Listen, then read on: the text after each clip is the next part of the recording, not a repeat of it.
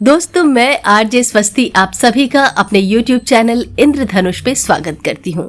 और आज मैं आपके लिए लेकर आई हूँ मुंशी प्रेमचंद की लिखी बेहतरीन कहानियों में से एक ईदगाह, जिसमें मुंशी जी ने उन निर्धनों का दर्द महसूस किया जिनके पास ईद में खाने के लिए सेवैयां नहीं हैं और ना ही पहनने के लिए नए कपड़े। एक तरफ इतनी निर्धनता और दूसरी तरफ हामिद जैसा विशाल दिल। आपने भी ये कहानी जरूर पढ़ी होगी। आज सुनिए मेरी जुबानी। रमजान के पूरे 30 रोजों के बाद ईद आई है। कितना मनोहर, कितना सुहावना प्रभाव है। वृक्षों पर अजीब हरियाली है, खेतों में कुछ अलग ही रौनक है, आसमान पर कुछ अजीब लालिमा है। आज का सूर्य देखो कितना प्यारा, कितना शीतल है, यानी संसार को ईद की बधाई दे रहा हो। गांव में कितनी हलचल है। ईदगाह जाने की तैयारियां हो रही हैं। किसी के कुर्ते में बटन नहीं है, पड़ोस के घर में सुई धागा लेने दौड़ा जा रहा है। किसी के जूते कड़े हो गए हैं, उनमें तेल डालने के लिए तेली के घर पर भागा जाता है। लड़के सबसे ज्यादा प्रसन्न हैं। किसी ने एक रोजा रखा है, वो भी दोपहर तक, किसी ने वो भी नहीं। लेकिन ईदगाह जाने की खुशी उनके हिस्से की चीज है। रोजे बड़े बूढ़ों के लिए होंगे, इनके लिए तो ईद है। रोज ईद का नाम रखते थे, आज वो आ ही गई। अब जल्दी पड़ी है कि लोग ईदगाह क्यों नहीं चलते। इन्हें गृहस्थी की चिंताओं से क्या प्रयोजन। सेवैयों के लिए दूध और शक्कर घर में है या नहीं, इनकी भला से। ये तो सेवैयां खाएंगे, उन्हें क्या खबर कि चौधरी आंखें बदल ले तो ये सारी ईद मुहर्रम हो जाए। उनकी अपनी जेबों में तो कुबेर का धन भरा हुआ है।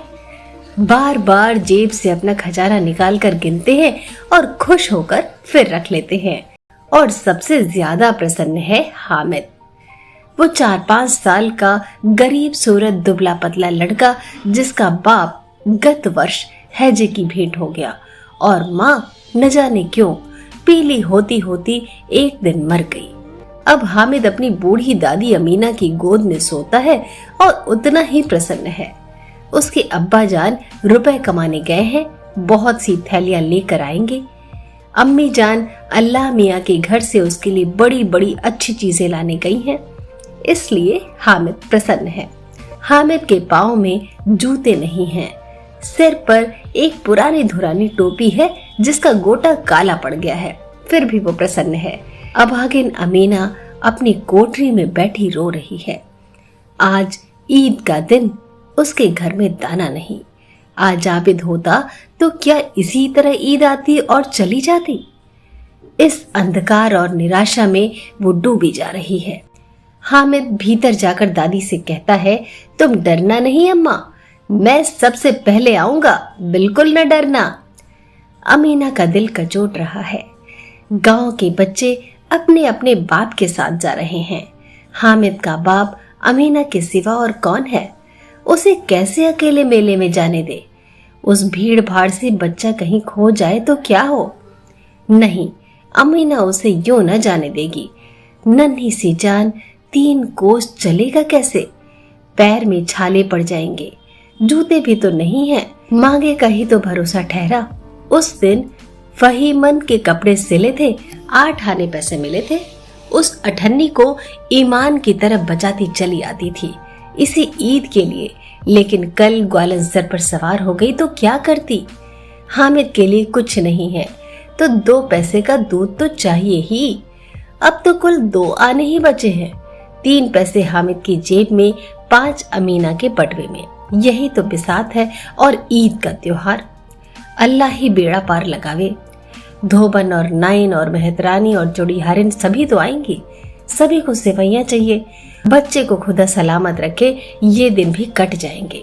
गांव से मेला चला और बच्चों के साथ हामिद भी जा रहा था। कभी सब के सब दौड़कर आगे निकल जाते, फिर किसी पेड़ के नीचे खड़े होकर साथ वालों का इंतजार करते। हामिद के पैरों में तो जैसे पर लग गए हैं। शहर का दामन आ गया। सड़क के दोनों ओर अमीरों के बगीचे हैं, पक्की चारदीवारी बनी हुई है, पेड़ों में आम और लीचियां लगी हुई हैं। कभी कभी कोई लड़का कंकड़ी उठाकर आम पर निशाना लगाता है। माली अंदर से गाली देता हुआ निकलता है। लड़के वहां से एक फरलांग पर है, खूब हंस रहे हैं। माली को कैसा उल्लू बनाया है। बड़ी बड़ी इमारतें आने लगी हैं। ये अदालत है, ये कॉलेज है, ये क्लब घर है, और वहां शाम को साहब लोग खेलते हैं और मेमे भी खेलती हैं। सच, हमारी अम्मा को ये दे दो, क्या नाम है, बैट, तो उसे पकड़ ही ना सके, घुमाते ही लुढ़क जाए। महमूद ने कहा, हमारी अम्मी जान का तो हाथ कांपने लगे, अल्लाह कसम। मोहसिन बोला, चलो मनो आटा पीस डालती हैं और जरा सा बैट पकड़ लेंगी तो हाथ कांपने लगेंगे। सैकड़ों घड़े पानी रोज निकालती हैं, 5 घड़े तो मेरी भैंस ही पी जाती है। किसी मेम को 1 घड़ा पानी भरना पड़े तो आंखों तले अंधेरा आ जाए। महमूद, लेकिन दौड़ती तो नहीं, उछल कूद तो नहीं कर सकती। मोहसिन, हाँ उछल कूद तो नहीं कर सकती, लेकिन उस दिन मेरी गाय खुल गई थी और चौधरी के खेत में जा पड़ी थी। अम्मा इतना तेज दौड़े कि मैं उन्हें पा ना सका। सच। आगे चले। हलवाइयों की दुकानें शुरू हुई। आज खूब सजी हुई थी। इतनी मिठाइयाँ कौन खाता है। देखो ना, एक एक दुकान पर मनो होंगी। सुना है रात को जन्नात आकर खरीद ले जाते हैं। आगे चले। ये पुलिस लाइन है, यही सब कांस्टेबल कवायद करते हैं। रैटन फायफो रात को बेचारे घूम घूम कर पहरा देते हैं। बस्ती घनी होने लगी। ईदगाह जाने वालों की टोलियां नजर आने लगी, एक से एक भड़कीले वस्त्र पहने हुए। कोई इक्के तांगे पर सवार, कोई मोटर पर, कोई इत्र में बसे। सभी दिलों में उमंग। ग्रामीणों का एक छोटा सा दल अपनी विपन्नता से बेखबर संतोष और धैर्य में मगन चला जा रहा था। बच्चों के लिए नगर की सभी चीजें अनोखी थीं। जिस चीज की ओर ताकते ताकते ही रह जाते, फिर पीछे से बार बार हॉर्न की आवाज आने पर भी न चेतते। हामिद तो मोटर के नीचे जाते जाते बचा। सहसा ईदगाह नजर आई। ऊपर इमली के घने वृक्षों की छाया है, नीचे पक्का फर्श है जिस पर जाजम बिछा हुआ है, और रोजेदारों की पंक्तियां एक के पीछे एक न जाने कहां तक चली गई हैं। पक्की जगत से नीचे तक, जहां जाजम भी नहीं है। नए आने वाले आकर पीछे की कतार में खड़े हो जाते हैं। आगे जगह नहीं है। यहाँ कोई धन और पद नहीं देखता। इस्लाम की निगाह में सब बराबर है। इन ग्रामीणों ने भी वजू किया और पिछली पंक्ति में खड़े हो गए। कितना सुंदर संचालन है, कितनी सुंदर व्यवस्था। लाखों सिर एक साथ सिजदे में झुक जाते हैं, फिर सब के सब एक साथ खड़े हो जाते हैं। एक साथ झुकते हैं और एक साथ घुटनों के बल बैठ जाते हैं। कई बार यही क्रिया होती है जैसे बिजली की लाखों बत्तियां एक साथ प्रदीप्त हो और एक साथ बुझ जाए, और यही क्रम चलता रहा। कितना अपूर्व दृश्य था, जिसकी सामूहिक क्रियाएं, विस्तार और अनंतता हृदय को श्रद्धा, गर्व और आत्मानंद से भर देती। मानो भ्रातृत्व का एक सूत्र इन समस्त आत्माओं को एक लड़ी में पिरोए हुए है। नमाज खत्म हो गई है, लोग आपस में गले मिल रहे हैं। तब मिठाई और खिलौनों की दुकान पर धावा होता है। ग्रामीणों का ये दल इस विषय में बालकों से कम उत्साही नहीं है। ये देखो, हिंडोला है, 1 पैसा देकर चढ़ जाओ। कभी आसमान पर जाते हुए मालूम होंगे, कभी जमीन पर गिरते हुए। ये चरखी है, 1 पैसा देकर बैठ जाओ और 25 चक्कर का मजा लो। महमूद और मोहसिन और नूरे और सम्मी इन घोड़ों और ऊँटों पर बैठते हैं। हामिद दूर खड़ा रहता है। 3 ही तो पैसे हैं उसके पास। अपने कोष का 1/3 जरा सा चक्कर खाने के लिए नहीं दे सकता। सब चरखियों से उतरते हैं, अब खिलौने लेंगे। इधर दुकानों की कतारें लगी हुई हैं। तरह तरह के खिलौने हैं। सिपाही है, गुजरिया, राजा और वकील, भिश्ती और धोबिन और साधु। वाह, कितने सुंदर खिलौने हैं। अब बोला ही चाहते हैं। महमूद सिपाही लेता है, खाकी वर्दी और लाल पगड़ी वाला। कंधे पर बंदूक रखे हुए मालूम होता है अभी कवायद किए चला रहा है। मोहसिन को भिश्ती पसंद आया। कमर झुकी हुई है, ऊपर मशक रखे हुए है। मशक का मुंह हाथ से पकड़े हुए है, कितना प्रसन्न है, शायद कोई गीत गा रहा है। बस मशक से पानी उड़ेल नहीं चाहता है। नूरे को वकील से प्रेम है, कितनी विद्वमता है उसके मुख पर। काला चोगा, नीचे सफेद अचकन, अचकन के सामने की जेब में घड़ी, सुनहरी जंजीर, एक हाथ में कानून का पोथा लिए हुए मालूम होता है अभी किसी अदालत से जिरह या बहस किए चले आ रहे हैं। ये सब 2-2 पैसे के हैं, खिलौने हैं। हामिद के पास तो कुल 3 ही पैसे हैं। इतने महंगे खिलौने वो कैसे ले? खिलौना कहीं हाथ से छूट पड़े तो चूर चूर हो जाए, जरा पानी पड़े तो सारा रंग घुल जाए। ऐसे खिलौने लेकर वो क्या करेगा, किस काम के? मोहसिन कहता है, मेरा भिश्ती रोज पानी दे जाएगा सांझ सवेरे। महमूद, और मेरा सिपाही घर का पहरा देगा, कोई चोर आएगा तो फौरन बंदूक से फायर कर देगा। नूरे, और मेरा वकील खूब मुकदमा लड़ेगा। सम्मी, और मेरी धोबिन रोज कपड़े धोएगी। हामिद खिलौनों की निंदा करता है, मिट्टी के ही तो हैं, गिरे तो चकनाचूर हो जाए।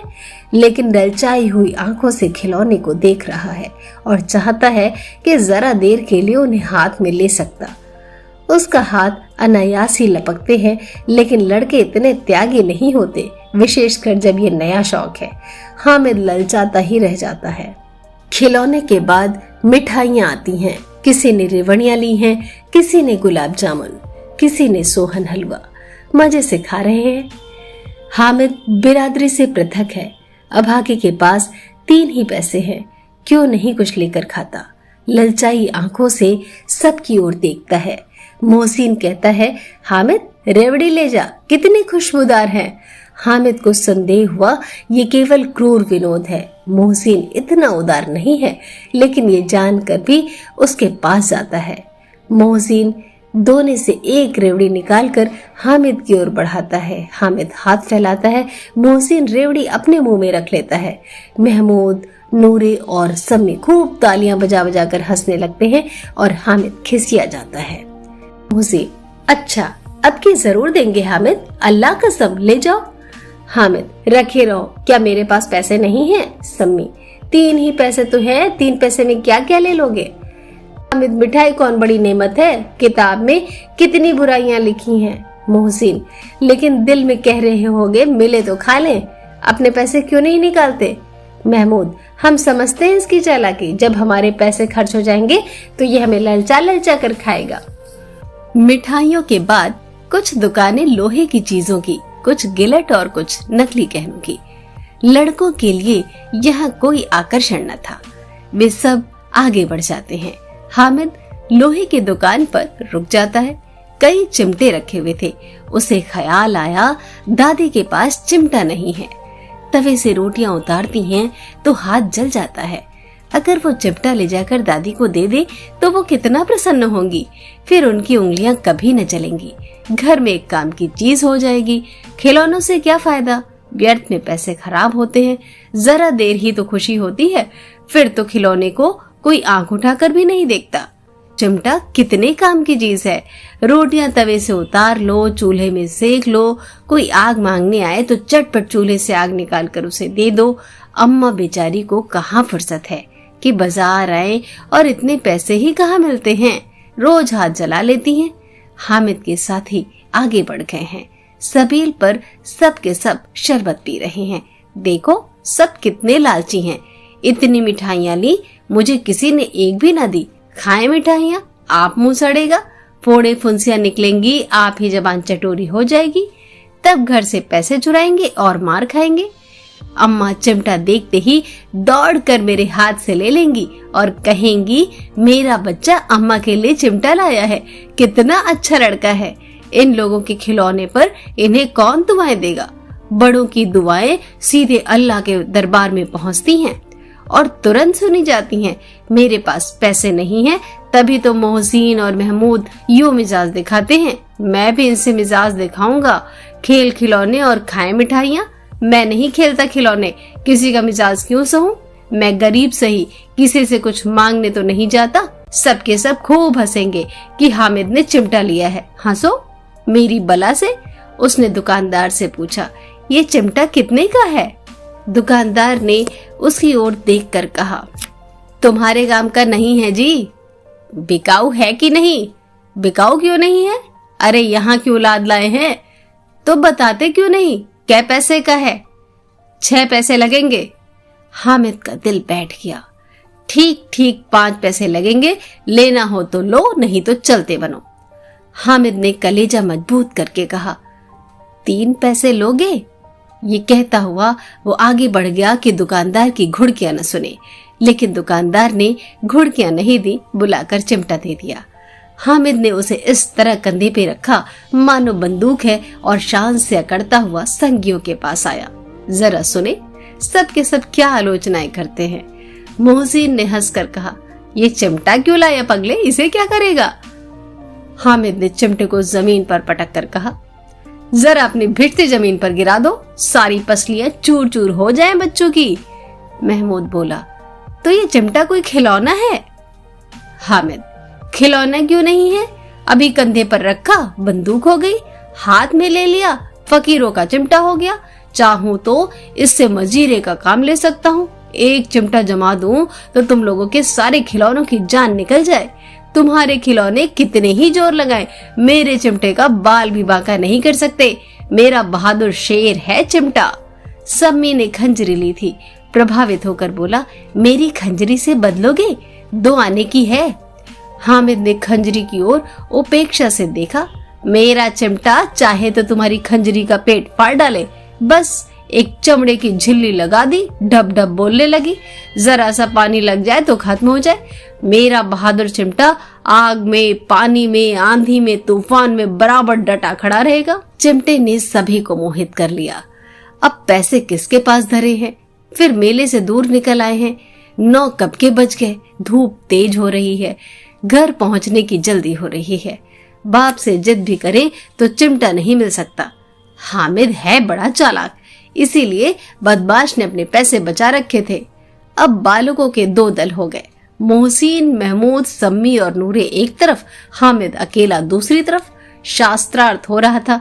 सम्मी तो विधर्मी हो गया, दूसरे पक्ष से जा मिला, लेकिन मोहसिन, महमूद और नूरे भी हामिद से 1-1, 2-2 साल बड़े होने पर भी हामिद के आघातों से आतंकित हो उठे थे। उनके पास न्याय का बल है और नीति की शक्ति। एक ओर मिट्टी है, दूसरी ओर लोहा। जो इस वक्त अपने को फौलाद कह रहा है वह अजेय है, घातक है। अगर कोई शेर आ जाए तो मियाँ भिश्ती के छक्के छूट जाएं, मियाँ सिपाही मिट्टी की बंदूक छोड़कर भागे, वकील साहब की नानी मर जाए, चोंगे में मुंह छिपाकर जमीन पर लेट जाए, मगर ये चिमटा, ये बहादुर, ये रुस्तम हिंद लपक कर शेर की गर्दन पर सवार हो जाएगा और उसकी आंखें निकाल लेगा। मोहसिन ने एड़ी चोटी का जोर लगाकर कहा, अच्छा पानी तो नहीं भर सकता? हामिद ने चिमटे को सीधा खड़ा करके कहा, भिश्ती को एक डांट बताएगा तो दौड़ा हुआ पानी लेकर उसके द्वार पर छिड़कने लगेगा। मोहसिन परास्त हो गया, पर महमूद ने कुमक पहुंचाई, अगर बच्चा पकड़ जाए तो अदालत में बंधे बंधे फिरेंगे, तब तो वकील साहब के पैर पड़ेंगे। हामिद इस प्रबल तर्क का जवाब न दे सका। उसने पूछा, हमें पकड़ने कौन आएगा? नूरे ने अकड़ कर कहा, ये सिपाही बंदूक वाला। हामिद ने मुंह चिढ़ाकर कहा, ये बेचारे हम बहादुर रुस्तम हिंद को पकड़ेंगे? अच्छा लाओ, अभी जरा कुश्ती हो जाए, इनकी सूरत देखकर दूर से भागेंगे, पकड़ेंगे क्या बेचारे। मोहसिन को एक नई चोट सूझ गई, तुम्हारे चिमटे का मुंह रोज आग में जलेगा। उसने समझा था कि हामिद लाजवाब हो जाएगा, लेकिन ये बात न हुई। हामिद ने तुरंत जवाब दिया, आग में बहादुर ही कूदते हैं जनाब। आग में कूदना वो काम है जो रुस्तम हिंद ही कर सकता है। हामिद ने मैदान मार लिया। उसका चिमटा रुस्तम हिंद है। अब इसमें मोहसिन, नूरे, सम्मी किसी को भी आपत्ति नहीं हो सकती। संधि की शर्तें तय होने लगी। मोहसिन ने कहा, जरा अपना चिमटा दो, हम भी देखें, तुम हमारा भिश्ती लेकर देखो। महमूद और नूरे ने भी अपने अपने खिलौने पेश किए। हामिद को इन शर्तों को मानने में कोई आपत्ति न थी। चिमटा बारी बारी से सबके हाथ में गया और उनके खिलौने बारी बारी से हामिद के हाथ में आए। कितने खूबसूरत खिलौने हैं। हामिद ने हारने वालों के आंसू पोंछे। मैं तुम्हें चिढ़ा रहा था, सच ये चिमटा भला इन खिलौनों की क्या बराबरी करेगा। मालूम होता है अब बोले। मोहसिन, लेकिन इन खिलौनों के लिए कोई दुआ तो ना देगा। महमूद, दुआ के लिए फिरते हो? उल्टे मार न पड़े, अम्मा जरूर कहेंगी कि मेले में यही मिट्टी के खिलौने मिले। हामिद को स्वीकार करना पड़ा कि खिलौनों को देखकर किसी की माँ इतनी खुश ना होंगी जितनी दादी चिमटे को देखकर होंगी। 3 पैसों में ही उसे सब कुछ करना था और उन पैसों के इस उपयोग पर पछतावे की बिल्कुल जरूरत न थी। फिर अब तो चिमटा रुस्तम हिंद है और सभी खिलौनों का बादशाह। 11 बजे गांव में हलचल मच गई। मेले वाले आ गए। मोहसिन की छोटी बहन ने दौड़कर भिश्ती उसके हाथ से छीन लिया और मारे खुशी के जा उछली तो मियाँ भिश्ती नीचे आ रहे और सुरलोक से धारे। इस पर भाई बहन में मारपीट हुई। दोनों खूब रोए। उनकी अम्मा ये शोर सुनकर बिगड़ी और दोनों को ऊपर से 2-2 चांटे और लगाए। मियाँ नूरे के वकील का अंत उनके प्रतिष्ठानुकूल इससे ज्यादा गौरवमय हुआ। वकील जमीन पर या ताक पर तो नहीं बैठ सकता, उसकी मर्यादा का विचार तो करना ही होगा। दीवार में घूंटियां गाड़ी गईं, उन पर लकड़ी का एक पटरा रखा गया, पटरे पर कागज का कालीन बिछाया गया। वकील साहब राजा भोज की भांति सिंहासन पर विराजे। नूरे ने उन्हें पंखा झलना शुरू किया। क्या कहाँ मामूली पंखा भी ना हो? कानून की गर्मी दिमाग पर चढ़ जाएगी कि नहीं। बांस का पंखा आया और नूरे हवा करने लगे। मालूम नहीं पंखे की हवा से या पंखे की चोट से वकील साहब स्वर्गलोक से मृत्युलोक में आ रहे और उनका माटी का चोला माटी में मिल गया। फिर बड़े जोर शोर से मातम हुआ और वकील साहब की अस्थि घूरे में डाल दी गई। घूरे मतलब कूड़ेदान। अब रहा महमूद का सिपाही। उसे चटपट गांव का पहरा देने का चार्ज मिल गया। लेकिन पुलिस का सिपाही कोई साधारण व्यक्ति तो है नहीं जो अपने पैरों पर चले। पालकी पर चलेगा। एक टोकरी आई, उसमें कुछ लाल रंग के फटे पुराने चिथड़े बिछाए गए जिसमें सिपाही साहब आराम से लेटे। नूरे ने ये टोकरी उठाई और अपने द्वार का चक्कर लगाने लगे। उनके दोनों छोटे छोटे भाई सिपाही की तरह छोने वाले जागते रहो पुकारते चलते हैं। महमूद को ठोकर लग जाती है। टोकरी उसके हाथ से छूटकर गिर पड़ती है और मियाँ सिपाही अपनी बंदूक लिए जमीन पर आ जाते हैं और उनकी एक टांग में विकार आ जाता है। अब मियाँ हामिद का हाल सुनिए। अमीना उसकी आवाज सुनते ही दौड़ी और उसे गोद में उठाकर प्यार करने लगी। सहसा उसकी हाथ में चिमटा देखकर वो चौंकी। ये चिमटा कहाँ था? मैंने मोल लिया है। क्या पैसे में? 3 पैसे में। अमीना ने छाती पीट ली। ये कैसा बेसमझ लड़का है कि दोपहर हुआ, न कुछ खाया न पिया, लाया क्या? चिमटा। सारे मेले में तुझे और कोई चीज न मिली जो ये लोहे का चिमटा उठा लाया? हामिद ने अपराधी भाव से कहा, तुम्हारी उंगलियां तवे से जल जाती थीं, इसलिए मैंने इसे ले लिया। बुढ़िया का क्रोध तुरंत स्नेह में बदल गया और स्नेह भी वह नहीं जो प्रगल्भ होता है। वो अपनी सारी कसक शब्दों में बिखेर देता है। ये मूक स्नेह था, खूब ठोस, रस और स्वाद से भरा हुआ। बच्चे में कितना त्याग, कितना सद्भाव और कितना विवेक है। दूसरों को खिलौने लेते और मिठाई खाते देखकर इसका मन कितना ललचाया होगा। इतना जब्त इससे कैसे हुआ? वहां भी इसे अपनी बुढ़िया दादी की याद बनी रही। अमीना का मन गदगद हो गया। और अब एक बड़ी विचित्र बात हुई, हामिद के इस चिमटे से भी ज्यादा विचित्र। बच्चे हामिद ने बूढ़े हामिद का पार्ट खेला था। बुढ़िया अमीना बालिका अमीना बन गई। वो रोने लगी, दामन फैलाकर हामिद को दुआएं देती जाती थी और आंसू की बड़ी बड़ी बूंदें गिराती जाती थी। हामिद इसका रहस्य क्या समझता? दोस्तों, ये थी मुंशी प्रेमचंद की लिखी कहानी ईदगाह। अगली कहानी के साथ हम फिर हाजिर होंगे। तब तक के लिए स्वस्थ रहिए, सुरक्षित रहिए और अपना ख्याल रखिएगा।